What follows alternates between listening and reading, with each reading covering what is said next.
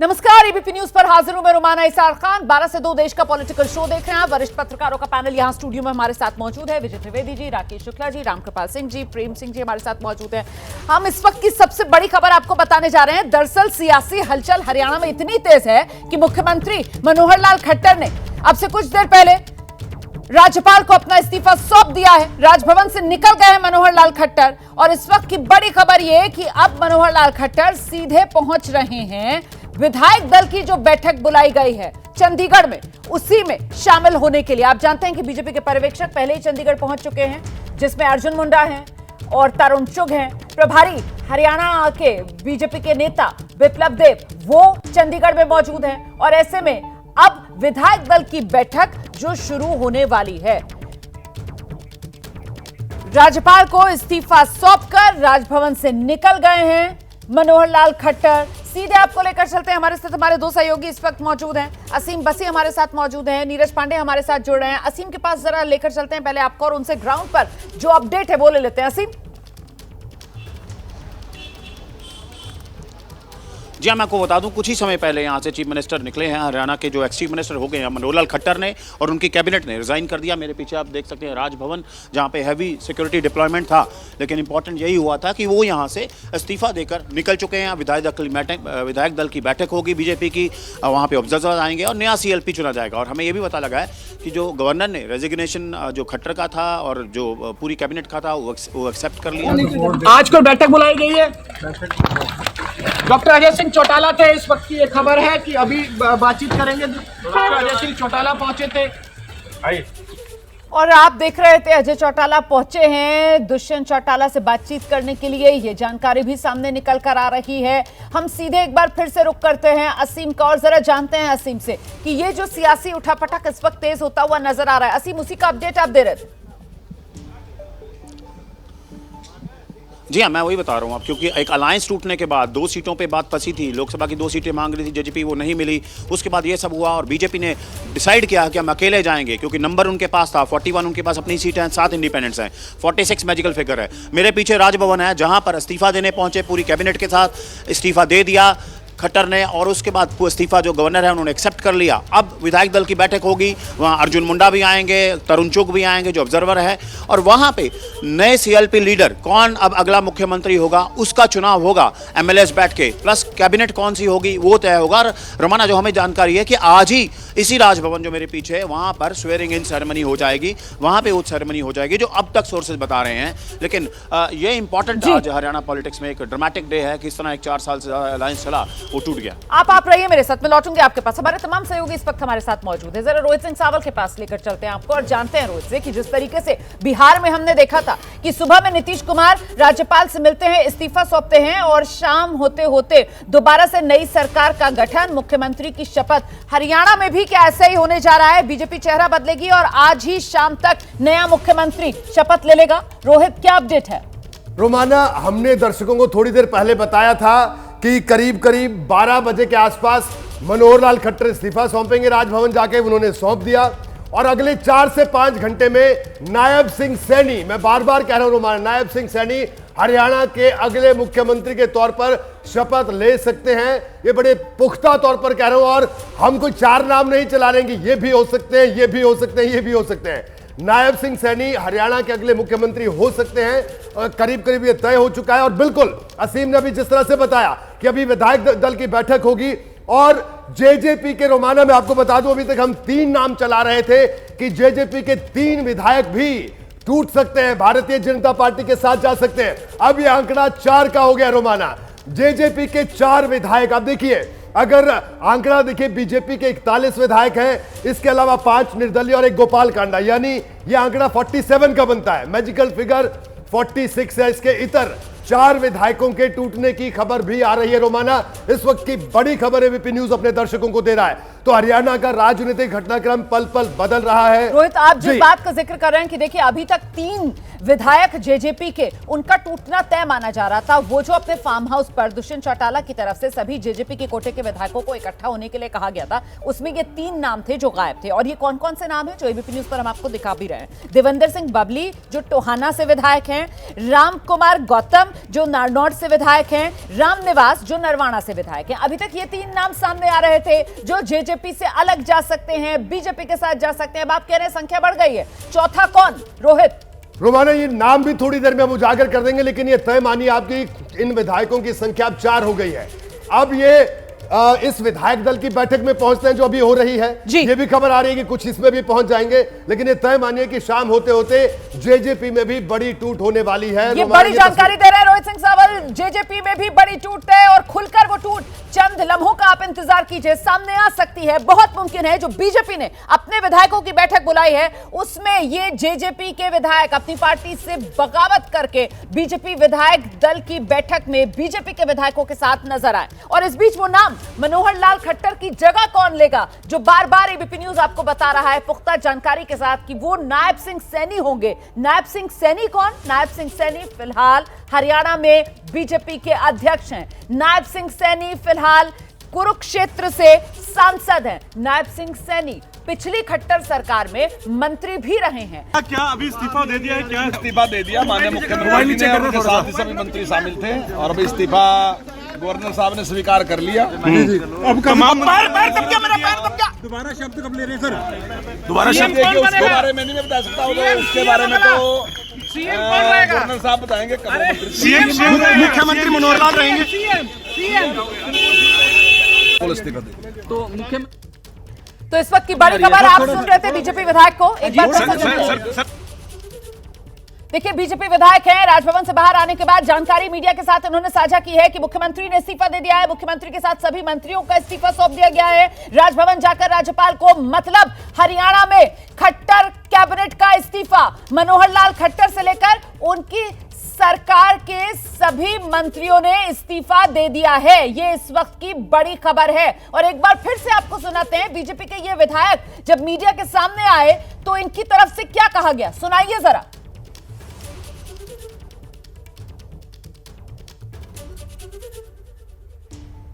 हम आपको वो सुनाने की कोशिश कर रहे हैं। बड़ी बात ये कही गई है बीजेपी के विधायक की तरफ से कि मनोहर लाल खट्टर ही सीएम बने रहेंगे। ये कह रहे हैं कंवरपाल गुर्जर। कंवरपाल गुर्जर की तरफ से ये बड़ा बयान दिया गया है। कंवरपाल गुर्जर कह रहे हैं कि खट्टर ही सीएम बने रहेंगे। ये जो दावा कंवरपाल गुर्जर कर रहे हैं, आखिर इस दावे का मतलब क्या है, मुझे लगता है ये भी समझना जरूरी है। लेकिन उससे पहले सुनिए जरा कंवरपाल गुर्जर का ये दावा। इस्तीफा दे दिया माननीय मुख्यमंत्री ने, उनके साथ ही सभी मंत्री शामिल थे और अभी इस्तीफा गवर्नर साहब ने स्वीकार कर लिया। अब दोबारा शब्द कब ले रहे हैं सर? दोबारा शब्द देखिए, उसके बारे में नहीं मैं बता सकता हूँ, उसके बारे में तो गवर्नर साहब बताएंगे। सीएम मुख्यमंत्री मनोहर लाल रहेंगे। इस्तीफा दे तो मुख्यमंत्री दोबारा। तो पूर्व मंत्री कंवरपाल गुर्जर को आप सुन रहे थे। कंवरपाल गुर्जर जिनकी तरफ से जानकारी दी गई है कि इस्तीफा सौंप दिया गया है मुख्यमंत्री की तरफ से और खट्टर सरकार के सभी मंत्रियों की तरफ से राज्यपाल को इस्तीफा सौंप दिया गया है। और ऐसे में ये जो खबर सामने निकल कर आ रही है कि खट्टर जा रहे हैं, लेकिन कुछ विधायकों की तरफ से दबी जबान में ये दावा किया जा रहा है कि खट्टर ही वापस आएंगे। इस दावे का मतलब क्या है समझते हैं जरा नीरज पांडे। देखिए मेरी जो जानकारी है उसके अनुसार चुनाव बहुत कम समय का बचा है, मात्र महज 2 महीने बचा है। 2 महीने में 3 महीनों में मुख्यमंत्री बदलने का कोई औचित्य मुझे लगता नहीं है। अभी जो घटनाक्रम हो रहा है उससे एक बात तो साफ है कि जेजेपी को भाजपा ने अपनी सरकार से बाहर निकालकर मक्खी की तरह फेंक दिया है। यानी कि अब जेजेपी को वो शामिल करने वाले नहीं। जेजेपी कोई फैसला लेती, जेजेपी कोई बात कहती, उससे पहले भारतीय जनता पार्टी ने अपना रुख साफ कर दिया है और जेजेपी को ही बाहर निकालकर सरकार से फेंक दिया है, क्योंकि इस्तीफा सारे कैबिनेट का उन्होंने सौंप दिया है। जेजेपी उसमें पार्ट थी। अगर जेजेपी के मंत्रियों को सरकार से हटाना था तो पहले पूरी सरकार, पूरी कैबिनेट को इस्तीफा देना था और इस्तीफा देने के बाद पर्यवेक्षकों की बैठक में, विधायक दल की बैठक होगी पर्यवेक्षकों की मौजूदगी में और उस मौजूदगी में फिर से नया नेता चुना जाएगा। नया नेता कौन हो सकता है? नया नेता खुद खट्टर भी हो सकते हैं। इस समय की बड़ी जानकारी मैं ये दे दूं, नायब सिंह सैनी फ्रंट रनर हैं, लेकिन खट्टर दोबारा से मुख्यमंत्री की शपथ ले सकते हैं, क्योंकि अभी तक जो जानकारी आ रही है बहुत सारे विधायक खट्टर के पक्ष में हैं। नहीं, आपने जो बात कही है कि समझिए इस बात को, जब मंत्रिमंडल का इस्तीफा हो गया, मुख्यमंत्री का इस्तीफा हो गया, तो फिर जेजेपी के कोटे के मंत्रियों को अलग से बाहर का रास्ता दिखाने का कोई गुंजाइश बचती नहीं है। मतलब एक तरीके से कहीं ना कहीं बीजेपी जो है ये जेजेपी को लेकर अपना रुख साफ कर रही है कि अब उसके मन में कोई गुंजाइश नहीं है जेजेपी को साथ बनाए रखने की। और बीजेपी की इस मंशा से क्या समझ बन रही है अंकित गुप्ता?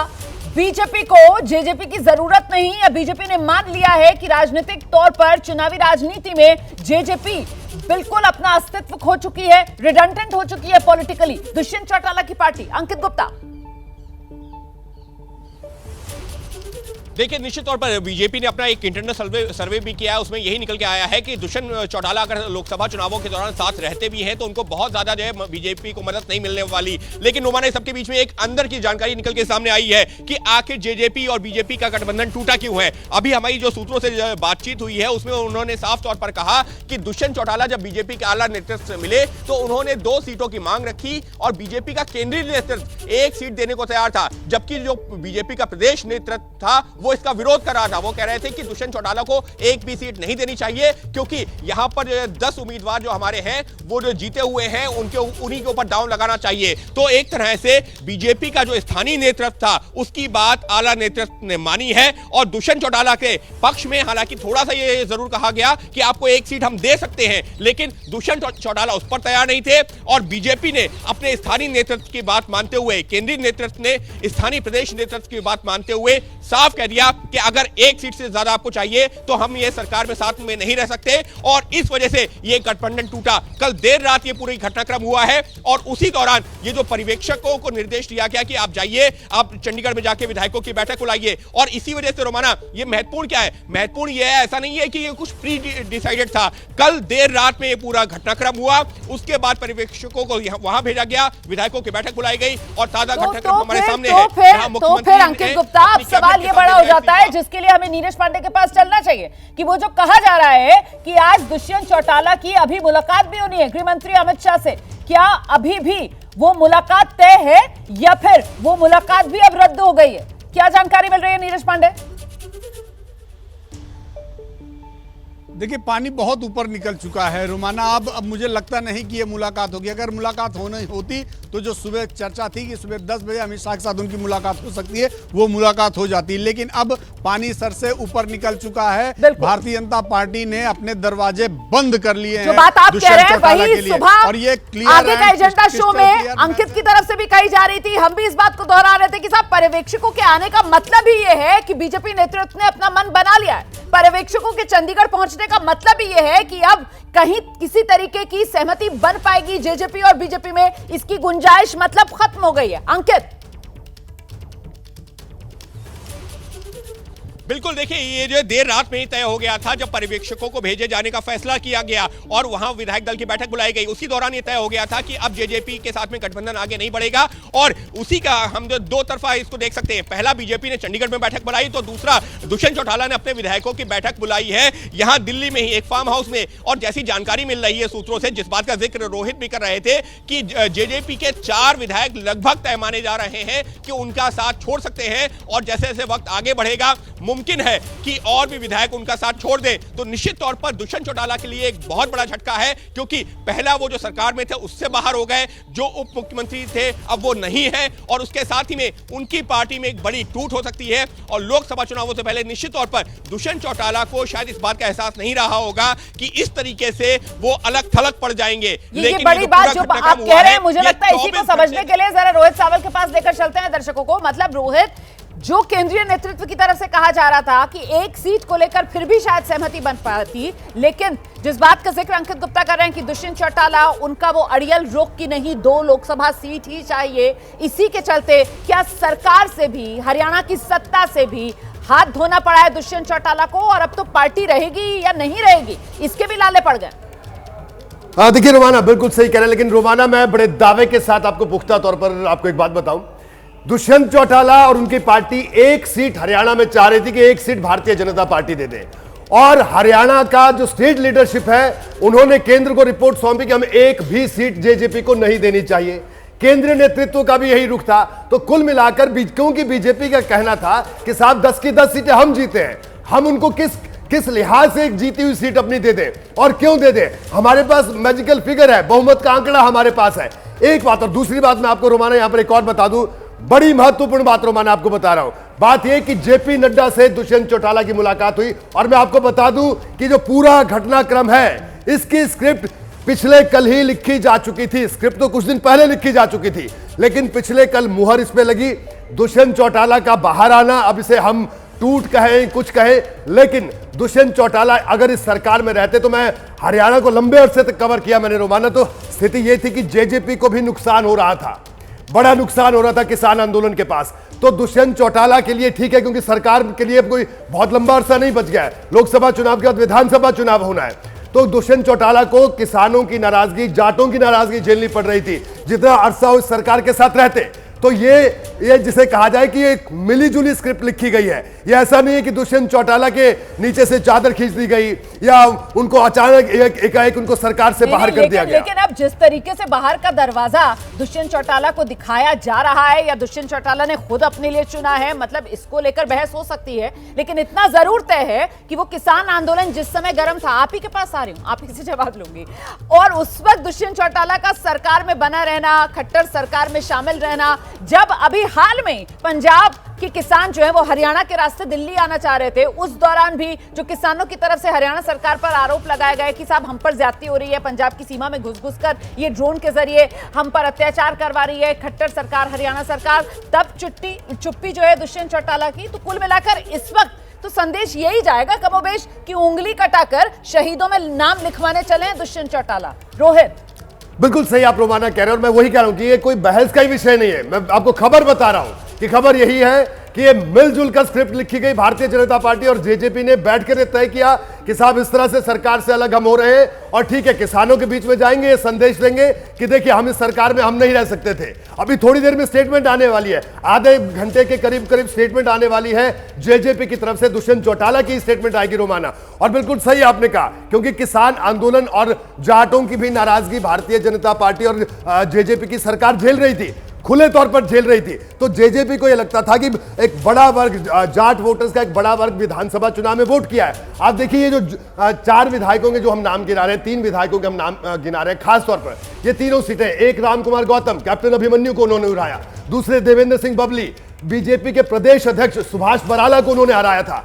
ये दोनों ही जाट विधायक थे भारतीय जनता पार्टी के, लेकिन जेजेपी के जाट जो कैंडिडेट थे उनको हरियाणा की जनता ने जिताया था उस वक्त, बीजेपी के जाट कैंडिडेट्स को नहीं जिताया था। तो दुष्यंत चौटाला को यह भी लग रहा था कि उनको भारी नुकसान, भारतीय जनता पार्टी से ज्यादा नुकसान उनको होगा अगर वो इस सरकार में और लंबा अरसा रहे। 4 साल सरकार में रहे, अपने कार्यकर्ताओं के लिए काम किया, उन्होंने कर लिया जो करना था। लेकिन आपने जिन विधायकों के नाम गिनाए, ये वही विधायक जिन्हें जेजेपी के कोटे से जाटों ने जोरदार समर्थन दिया, बीजेपी के जो जाट चेहरे थे उनको हराया, और इस वक्त यही वो नाम सामने आ रहे हैं जो जेजेपी छोड़कर बीजेपी के साथ जाते हुए नजर आ रहे हैं। तो यहां पर वो जो विरोधाभास है वो भी खुलकर सामने आ रहा है। इस बीच एक बड़ी खबर आ रही है, जरा जल्दी से दर्शकों को दिखा देते हैं। ये पोस्ट किया है दीपेंद्र हुड्डा ने, कांग्रेस के नेता हैं, कह रहे हैं आज की घटनाक्रम पर मैंने 3 महीने पहले सिरसा में रिएक्शन दे दिया था। मैंने प्रदेशवासियों को बता दिया था बीजेपी जेजेपी में समझौता तोड़ने का अघोषित समझौता हो गया है, और इस बार बीजेपी के इशारे पर जेजेपी और आईएनएलडी वाले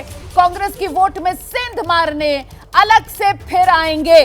सिरसा में 23 दिसंबर को जिस बात का जिक्र अभी रोहित सावल कर रहे थे, कहीं ना कहीं वही इशारा दीपेंद्र हुड्डा की तरफ से किया गया है। दीपेंद्र हुड्डा बता रहे हैं कि साहब ये स्क्रिप्ट है जो लिखी गई है अंडरस्टैंडिंग के साथ, समझ बनाकर बीजेपी और जेजेपी में, और इसके जरिए बीजेपी जो है वो कांग्रेस के वोट में सेंध लगाना चाहती है। यही कांग्रेस की रणनीति सामने निकल कर आ रही है रोहित।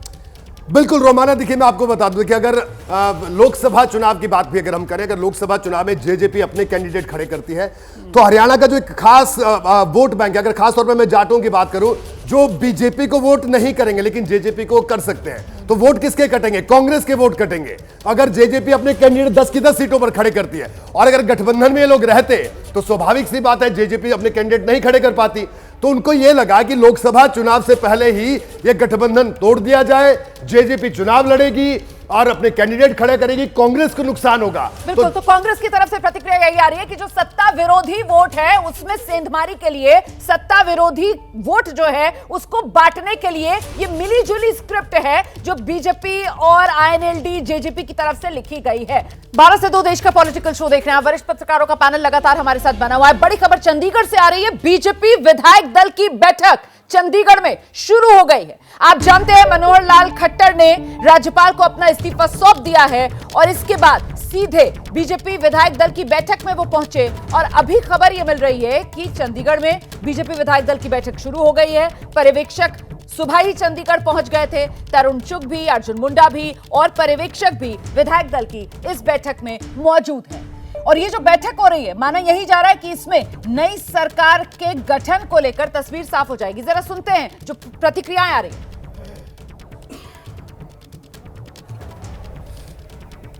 3 महीने पहले ही आपको इस बात का अंदेशा हो गया था जो आज हो रहा है, किस आधार पे आपको अंदेशा हुआ था और क्या अभी जो सरकार में चेंज चल रहा है, बदलाव का मामला चल रहा है, आपको लग रहा है कि इससे कुछ चेंज होने वाला है? देखिए, अभी पहले पूरा घटनाक्रम जब हो जाएगा उसके बाद इस पे विस्तार से हम अपनी बात कहेंगे। लेकिन जो हरियाणा में जो सब हो रहा है वो हरियाणा के जन भावना के दबाव में हो रहा है और हरियाणा की जन भावना, जनता ने मन परिवर्तन का बना लिया है। हर वर्ग इस सरकार से नाराज़ है, निराश है और हरियाणा के जन जन से यही आवाज़ आ रही है कि हरियाणा में बदलाव तय है। अब ये जो सब हो रहा है उसी के दबाव में हो रहा है। क्या हो रहा है पूरा एक बार सारा घटनाक्रम हो जाए तब विस्तार पे उससे हम टिप्पणी कुछ करेंगे। क्या कांग्रेस कोशिश करेगी? Thank you, thank you, thank you, thank. Deepender Hooda को आप सुन रहे थे जो कह रहे हैं कि पहले ही ये बता दिया था कि ऐसा होने वाला है। हरियाणा की जनता ने दरअसल परिवर्तन का मन बना लिया है। इस सरकार से हरियाणा की जनता नाराज है और इसी के चलते ये सब सियासी हलचल जो हरियाणा में देखने के लिए मिल रही है, ये दीपेंद्र हुड्डा की तरफ से कहा जा रहा है। और इस बीच एक बड़ी खबर आ रही है, सीधे आपको लेकर चलते अपने सहयोगी रोहित सावल के पास। क्या जानकारी मिल रही है रोहित? रोमाना, एक बड़ी खबर जेजेपी से जुड़ी हुई मैं आपको बता दूं कि अब जेजेपी के विधायकों की संख्या 7 हो गई है, यानी 7 विधायक दुष्यंत चौटाला के साथ मौजूद हैं। अभी जो 7वें विधायक थे वो भी पहुंच गए और चंडीगढ़ में जेजेपी के 3 विधायक हैं, यानी 3 विधायक जेजेपी से बाहर जा रहे हैं। बिल्कुल तस्वीर साफ हो चुकी है और वो चंडीगढ़ में हरियाणा निवास पर ही है जहां पर भारतीय जनता पार्टी के विधायक दल की बैठक हो रही है। यह बड़ी खबर इस वक्त की, 3 विधायक चंडीगढ़ में है जेजेपी के और 7वें विधायक वहां पहुंच गए हैं दुष्यंत चौटाला के पास। यानी 3 विधायक भारतीय जनता पार्टी में जाना तय है। जो 3 नाम हम बता रहे थे जी, वो तीनों नाम पहुंच चुके हैं। और जो बड़ी खबर, दूसरी बड़ी खबर है रोमाना, विधायक दल की बैठक वहां पर शुरू हो गई है। नायब सिंह सैनी भी वहां पर मौजूद हैं, कुरुक्षेत्र के जो सांसद हैं, ये मैं आपको बता दूं इस वक्त की बड़ी खबर। तो आइए सीधे दर्शकों को लेकर चलते हैं ग्राउंड पर जहां पर बीजेपी विधायक दल की बैठक हो रही है, जिस बैठक में पर्यवेक्षक पहुंचे हुए हैं। और बड़ी जानकारी अभी जो रोहित हमें दे रहे थे कि साहब कुरुक्षेत्र के सांसद जो हरियाणा बीजेपी के अध्यक्ष भी हैं, नायब सिंह सैनी, वो भी इस बैठक में मौजूद हैं। जरा चलते हैं निधि के पास ग्राउंड पर और जानते हैं निधि क्या अपडेट मिल रहा है इस बैठक को लेकर। कुछ खबरें छनकर बाहर आ पा रही हैं क्या निधि?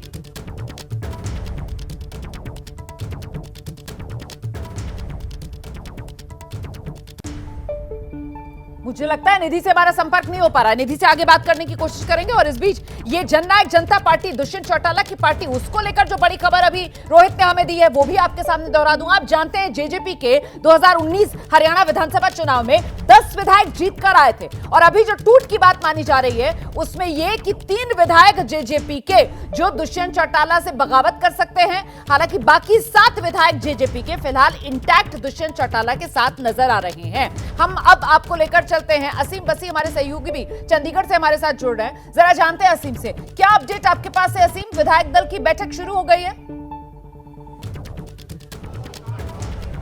जी हाँ रमाना, मैं आपको बता दूं, हम यहाँ पे सेक्टर 3 में आए हरियाणा निवास में, और जैसे ही मुख्यमंत्री मनोहर लाल खट्टर ने इस्तीफा दिया, कैबिनेट ने इस्तीफा दिया, उसके बाद सीधा गाड़ियाँ यहाँ पर आई। मेरे पीछे जो हरियाणा निवास आप देख सकते हैं, ये बिल्कुल पंजाब भवन के साथ है हरियाणा निवास। इसके अंदर मुख्यमंत्री ex chief minister Manohar Lal Khattar हैं, उनकी पूरी एक्स कैबिनेट है, बीजेपी के MLAs हैं, नायब सैनी जिसने वो भी हैं, और जो ऑब्जर्वर सेंट्रल ऑब्जर्वर बीजेपी के भेजे थे अर्जुन मुंडा या तरुण चुग जो है नेशनल जनरल सेक्रेटरी, वो भी यहाँ पे मौजूद हैं। और यहाँ पर वो जो विधायक दल की मीटिंग जो है वो चल रही है। उसके बाद ही जो है इस बैठक में बेसिकली एम यही होगा कि नए CLP लीडर कौन होंगे, नया चेहरा कौन हुआ, खट्टर ही होंगे या कोई और रिप्लेस करेगा उनको।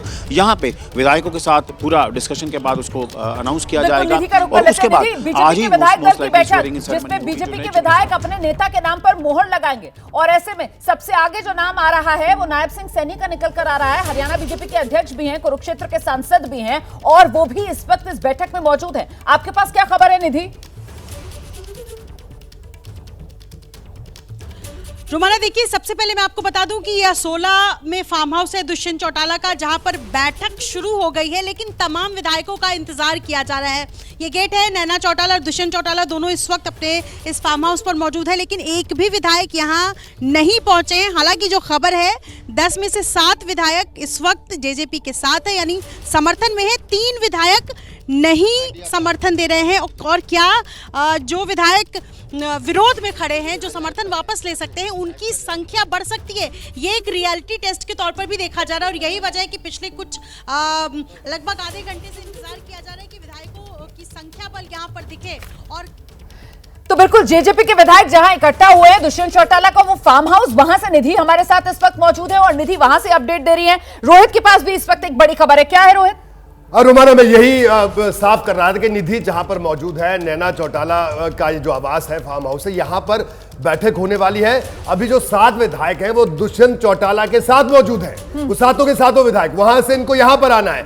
यहां पर जेजेपी के संगठन के जो लोग हैं वो भी आएंगे, वो बैठक करेंगे, उसके बाद अगली रणनीति अपनी लोकसभा चुनाव को लेकर बनाएंगे, और संभवतः दुष्यंत चौटाला जो स्टेटमेंट देंगे, हो सकता है वो यहीं से स्टेटमेंट दें, तो इसीलिए मीडिया को भी यहां पर बुलाया गया है। और दूसरी एक बड़ी महत्वपूर्ण बात रोमाना मैं आपको बता रहा था, जो असीम बस्सी बता रहे थे कि बैठक शुरू हो गई है। नायब सिंह सैनी भी चंडीगढ़ में मौजूद है। नायब सिंह सैनी क्यों? देखिए, संगठन का तो प्रोफाइल उनका सब जानते हैं। इसके अलावा मैं आपको बड़ी महत्वपूर्ण बात रोमाना आपको बताना चाह रहा था। देखिए, हरियाणा में 70 जातियां और उपजातियों को अगर मिला दिया जाए तो ओबीसी समाज की 70 जातियां बनती हैं, और अगर इनके आंकड़े को आप देखें तो यह आंकड़ा 32% पहुंचता है। 22% जाट, 20% दलित और 32% ओबीसी। सैनी, हालांकि खुद जो सैनी अगर कास्ट की आप बात करें 2.5% के आसपास हरियाणा में है, लेकिन जो सैनी समाज है उसका जो मुख्य पेशा है वो किसानी का है।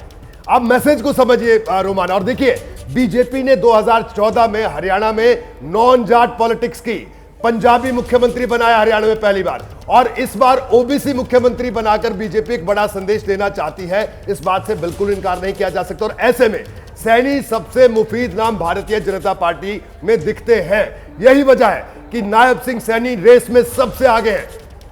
अभी हाल में बीजेपी की जो रणनीति देखने के लिए मिल रही है उसमें ये नजर आता है कि बीजेपी जो है वो मैन टू मैन मार्किंग करने में विश्वास रखती है। मतलब आप टिकट बंटवारा ही देख लीजिए, दिल्ली की जहां पर सीटों पर बीजेपी की तरफ से ऐलान किया गया कि अगर मीनाक्षी लेखी का टिकट कटा तो बांसुरी स्वराज को टिकट दे दिया गया, भिदोड़ी का टिकट कटा तो उनकी जगह जो रामवीर भिदोड़ी है उनको चुनाव मैदान में उतार दिया गया। इस तरीके से मैन टू मैन मार्किंग। और अगर उस लिहाज से देखा जाए तो यहां हरियाणा के मुख्यमंत्री जो फिलहाल पंजाबी, खत्री, और ऐसे में उनका रिप्लेसमेंट एक ओबीसी चेहरे के जरिए अगर बीजेपी करती है, जिसके कयास लगाए जा रहे हैं, तो आप इसे किस रूप में देखते हैं? विजय जी, जरा एक रिएक्शन लेते हैं यहाँ पर वरिष्ठ पत्रकारों का। विजय जी, अचानक ये सारा का सारा राजनीतिक बदलाव वहाँ पर हुआ, डेवलपमेंट हुआ, खासतौर से रात को जब कल दुष्यंत चौटाला की नड्डा साहब से मुलाकात हुई तब ये बात हो गई थी, क्योंकि उसी समय वो 2 सीटें मांग रहे थे लोकसभा की, लेकिन एक सीट पर भी तैयार नहीं थे। और जब स्टेट लीडरशिप, हाँ, अब तो बात सीएम के चेहरे को लेकर है कि खट्टर नहीं तो कौन, और नायब सिंह सैनी का का नाम जो रोहित बता रहे हैं वो ठीक है राजनीतिक समीकरणों के हिसाब से, और ओबीसी एक बड़ी ताकत वहां पर है। लेकिन मुझे जो केवल उसमें संभावना में एक जो बात लगती है कि वो नायब सिंह जो है कुरुक्षेत्र से MP हैं। क्या भारतीय जनता पार्टी इस समय किसी MP को चीफ मिनिस्टर बनाना चाहेगी? हालांकि 7 महीने अभी बचे हैं चुनाव के लिए, ठीक है। तो किस तरह से वो वहां पर देखती है। बाकी नायब सिंह सैनी बहुत ताकतवर लोगों में से हैं, बीजेपी के अध्यक्ष रहे हैं, अभी पिछले दिनों अभी प्रदेश अध्यक्ष बनाया गया और ओबीसी एक बड़ा ताकतवर। ठीक है, राकेश शुक्ला जी। देखिए, भारतीय जनता पार्टी ने हरियाणा में एक नया पॉलिटिकल टोन सेट किया। पॉलिटिकल टोन ये था कि 35 बनाम 1, 35 गैर जाट जो है उनका एक समूह बनाने का काम किया और उसका फायदा हुआ। विधानसभा चुनाव में जाट, जहां ये कहा जाता है कि जाट निर्णायक है, वहां गैर जाट विधायक जीते, वहां गैर जाट सांसद जीते। ऐसे में भारतीय जनता पार्टी अपने उस फार्मूले को कहीं भी नष्ट नहीं करेगी। और जैसा रोहित ने कहा, तो नायब सिंह सैनी को बनाने में इसलिए तकनीकी बाधा नहीं है क्योंकि लोकसभा चुनाव होना है, कुरुक्षेत्र से वो इस्तीफा दे देंगे, वहां से हो सकता है खट्टर जी को लोकसभा प्रत्याशी बना दिया जाए। खट्टर साहब करनाल से चुनाव लड़ेंगे। हाँ, और नायब सिंह जी जब चीफ मिनिस्टर रहेंगे तो 6 महीने की एक सीमा होती है जिस दौरान आपको जनप्रतिनिधि बनना चाहिए और अक्टूबर में फिर चुनाव होना है, तो ये तकनीकी बाधा नहीं रहेगी। तो मतलब तकनीकी बाधा कोई नहीं रहेगी, आप ये कह रहे हैं। लेकिन मैं जातिगत समीकरण के लिहाज से सोच रही थी कि पंजाबी खत्री रखेगा और अगर ओबीसी चेहरा लेकर आती है बीजेपी तो उससे चुनावी राजनीति कैसे साधती है बीजेपी? सर देखिए रोमाना जी, मेरा एक डिफरेंट व्यू है जी। जितना हम लोग जाति जाति करते हैं ना, वैसे होता है जैसे जलेबी को कोई देख के सोचे कि कितनी इसमें रिंग्स बनी है और कैसे इसमें लिक्विड जा रहा है। एक बात बता दूं आपको, 303 सीटें कोई जाति आधार पे नहीं मिली हैं। उत्तर प्रदेश में अभी देखिए 80% सीटें अगर बीजेपी को मिली हैं तो कोई जाति आधार नहीं, चाहे जातीय धार्मिक किसी आधार पर आप कर लें। देखिए बीजेपी जो है एक बड़े जो भी डिसीजन लेती है वो बहुत आगे का। ये जो हम लोग लगातार करते रहते हैं, ये जाति वो जाति फलाना जाति ढकाना जाति, देखिए इस समय सीधी एक बात है, एक क्षेत्रीय पार्टी बीजेपी के साथ वहां पर है, वो क्षेत्रीय पार्टी इस समय बार्गेन करने की पोजीशन में नहीं है और बीजेपी उसको बताना चाहती है कि हम बड़ी ताकत बन चुके हैं, आपको जो हम दे रहे हैं एक्सेप्टेड है तो आइए, नहीं तो जाइए। प्रेम कुमार जी, सीधी बात। देखिए हरियाणा की जो सियासत है 2 तरीके से दिख रही है। एक तो जैसे दीपेंद्र हुड्डा ने कहा कि ये फ्रेंडली फाइट जो है पहले से तय था, और दूसरा है कि अगर ऐसा नहीं है तो क्या बीजेपी अपनी प्रवृत्ति के अनुरूप अपने ही सहयोगी दल की कोचिंग यानी शिकार कर रही है। ये 2 बातें हैं और इस 2 बात के बीच में एक तीसरी बात जो आती है वो है नेतृत्व परिवर्तन, कि अगर खट्टर जी को बदला जाता है तो खट्टर जी के साथ एक तरह से खट्टर जी ने वो सब कुछ किया जो आला कमान चाहता था, वो हाँ में हाँ मिलाया। किसान आंदोलन के समय उन्होंने वो भूमिका निभाई जो नेतृत्व चाहता था। तो इस ऐसे समय में अगर खट्टर जी को हटाया जाता है तो ये सवाल उठेंगे कि क्या एंटी इनकम्बेंसी से लड़ने का और कोई तरीका नहीं रह गया था? क्या खट्टर जी के सर ऐसे सवालों को तो बीजेपी कुंद करती आई है ना। मध्य प्रदेश चुनाव देखिए, वहां पर शिवराज सिंह चौहान, और शिवराज सिंह चौहान जीतने के बावजूद उनको सीएम नहीं बनाया गया और अब उनको भी लोकसभा चुनाव के मैदान में उतारा जा रहा है। और यही कयास मनोहर लाल खट्टर को लेकर भी लगाए जा रहे हैं कि साहब उनको भी लोकसभा चुनाव मैदान में उतारा जा सकता है। इस वक्त की बड़ी खबर आपको बता दें, चंडीगढ़ में बीजेपी विधायक दल की बैठक चल रही है। आप जानते हैं मनोहर लाल खट्टर ने राज्यपाल को अपना इस्तीफा सौंप दिया है और उसके बाद वो बैठक में पहुंचे हैं। बैठक शुरू हो चुकी है, इस वक्त बैठक जारी है और ये जो बीजेपी विधायक दल की बैठक चल रही है इसमें नए सरकार के गठन को लेकर मंथन किया जा रहा है। इस सरकार का चेहरा कौन, इसी को लेकर सबसे बड़ा सस्पेंस जो अभी बना हुआ है। सीधे आपको लेकर चलते हैं, हमारे साथ हमारे सहयोगी नीरज पांडे इस वक्त मौजूद है। क्या अपडेट मिल रहा है नीरज? देखिए मैं आपको बता दूं रोमाना कि इस समय जो हमारे पास जानकारी आ रही है उसके अनुसार भारतीय जनता पार्टी की योजना ये है कि इस समय नया चेहरा देने से सिर्फ पार्टी को नुकसान होगा। पार्टी चाहती है कि सीएम मनोहर लाल खट्टर को ही रिटेन किया जाएगा, लेकिन बहुत कुछ डिपेंड करेगा विधायक दल की बैठक में। अभी हमारी जानकारी के अनुसार खट्टर को दोबारा मुख्यमंत्री बनाया जा सकता है। खट्टर थोड़ी देर बाद दोबारा राजभवन जाएंगे और वहां पर मुख्यमंत्री पद की शपथ ले सकते हैं। तो मतलब हरियाणा में वो बिहार रिपीट होने वाला है, जैसा कि हमने बिहार में देखा था। नीतीश कुमार सुबह राजभवन गए और उन्होंने अपना इस्तीफा राज्यपाल को सौंपा और फिर शाम होते होते एक बार फिर से नए साथी के साथ उन्होंने दोबारा से सरकार बनाने की दावेदारी पेश कर दी। आप ये कह रहे हैं बहुत मुमकिन है हरियाणा में भी वही दिखे कि सुबह में खट्टर साहब जो हैं वो अपना इस्तीफा सौंप आए हैं और अब विधायक दल की बैठक चल रही है और शाम तक बहुत मुमकिन एक बार फिर इस हरियाणा में बीजेपी सरकार का चेहरा मनोहर लाल खट्टर ही हो। हालांकि एक और नाम है जो लगातार सुर्खियों में बना हुआ है और वो नाम हरियाणा बीजेपी के अध्यक्ष नायब सिंह सैनी का है। हमारी नजर इस बड़ी खबर पर लगातार बनी हुई है।